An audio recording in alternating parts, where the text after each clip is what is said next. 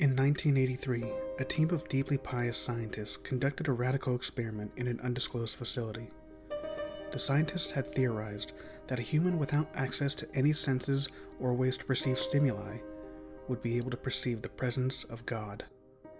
They believed that the five senses clouded our awareness of eternity, and without them, a human could actually establish contact with God by thought.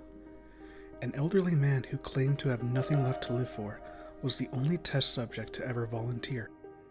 To purge him of all his senses, the scientists performed a complex operation in which every sensory nerve connection to his brain was surgically severed.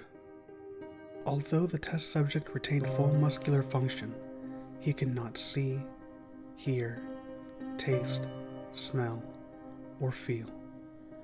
With no possible way to communicate with, or even the sense of the outside world, he was alone with his own thoughts.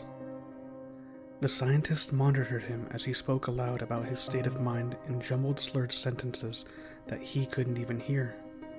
After 4 days, the man claimed to be hearing hushed, unintelligible voices in his head. Assuming it was an onset of psychosis, the scientists paid little attention to the man's concerns. 2 days later, the man cried out that he could hear his dead wife speaking with him, and even more, he could communicate back. The scientists were intrigued, but were not convinced until the subject started naming dead relatives of the scientists. He repeated personal information to the scientists that only their dead spouses and parents would have known. At this point, a sizable portion of the scientists had left the study. After a week of conversing with the deceased through his thoughts, the subject became distressed, saying the voices were overwhelming. In every waking moment, his consciousness was bombarded by hundreds of voices that refused to leave him alone. He would frequently throw himself against the wall, trying to elicit any pain response. He begged the scientists for sedatives so he could escape the voices by sleeping. This tactic worked for 3 days, until he started having severe night terrors. The subject would repeatedly say that he could hear and see the deceased in his dreams.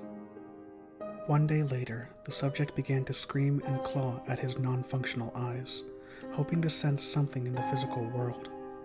The hysterical subject now said that the voices of the dead were deafening and hostile, speaking of hell and the end of the world.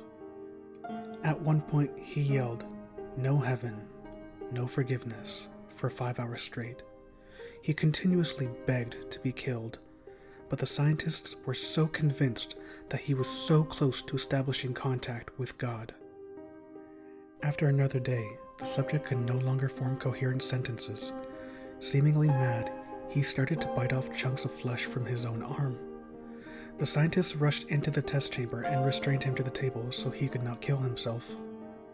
After a few hours of being tied down, the subject halted his struggling and screaming. He stared blankly at the ceiling as teardrops silently streaked across his face. For 2 weeks, the subject had to be manually rehydrated due to the constant crying. Eventually, he turned his head, and despite his blindness, he made focused eye contact with a scientist for the first time in the study. He whispered, "I have spoken with God, and He has abandoned us." And his vital signs suddenly stopped. There was no apparent cause of death.